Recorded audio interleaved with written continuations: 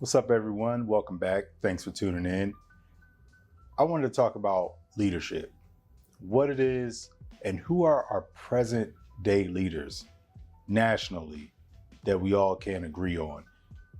Me personally, I can only speak from being a 40-year-old black man in the United States. I can't speak on anyone else's experience, but this is just how I feel.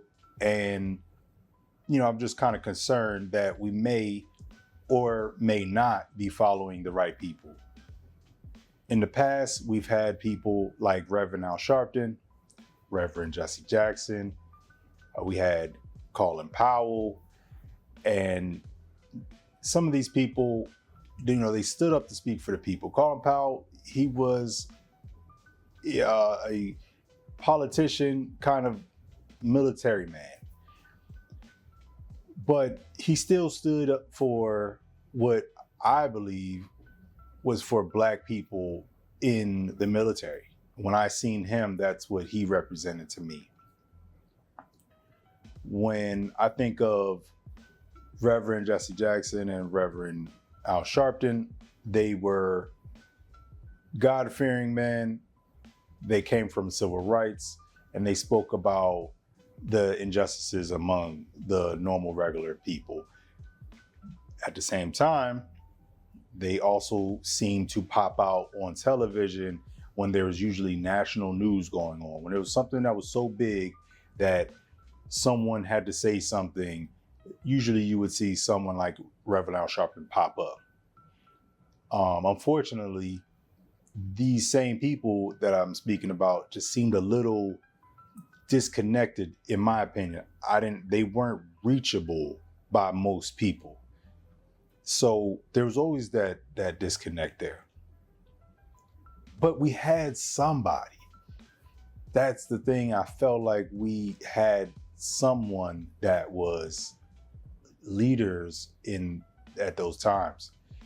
Let me not forget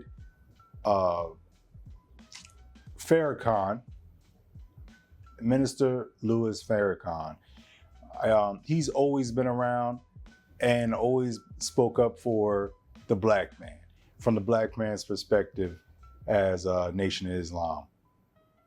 And whereas Reverend Jesse Jackson and Reverend Al Sharpton spoke from a Christian standpoint, Louis Farrakhan spoke from a Muslim standpoint, but both religions kind of made a lot of people feel like they didn't fit. You didn't really feel like those leaders were for you if you didn't believe in what they believe in. Right now, you think of Bishop T.D. Jakes, Joe Osteen, think of Myron Golden, and again, Louis Farrakhan is still, preaching when he can, is still putting out, messages to the people. At the same time as all that was going on, the culture was speaking kind of against what they were speaking.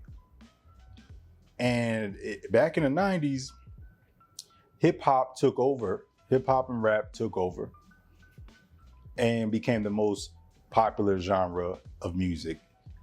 And with that being said, the rappers that were leading at that time, they kind of became the leadership of the culture. And when I think of the leadership of the hip hop rap movement that became so big that they became kind of icons in our society, I think of people like LL Cool J. I think about Jay-Z, I think about P. Diddy, regardless of what you may think about him now. Over the years, he was a leader as a businessman in the black community. I think about Dr. Dre. I think about Nas. And these men are still, think about 50 Cent even. And these men are all leaders in their own right. Master P and Birdman. The problem with that, in my own opinion, The problem with that is that hip hop and rap ran so closely, it was so associated with criminality and rebelliousness that even though the rap lyrics kind of tried to justify and explain the reason behind the criminality, that's what every one of those rappers came from the bottom, and they were trying to tell people about what they had to go through. And it probably involved crime. It might have involved violence and things like that. So they connected with the culture better. They connected with the people, and these men became leaders in their own right. But where did they lead to? And that's the question, is where are they leading us? And I think about present day, we still have people like Jay-Z, but he's in the background. He's not really leading people anywhere at this point. He has his organizations and things like that. You have those same rappers, Nas, 50 Cent, and Master P. These guys are still out there, but they're running business. They're not really leading the people of the nation. I think of someone who comes to mind when I think of culture now in 2026. I think of Earn Your Leisure with Troy and Rashad. And I think of that whole movement that they've got going on. 19 Keys, Ian Dunlap. With those guys, they're leading in the financial space. I admire what they're doing in the culture.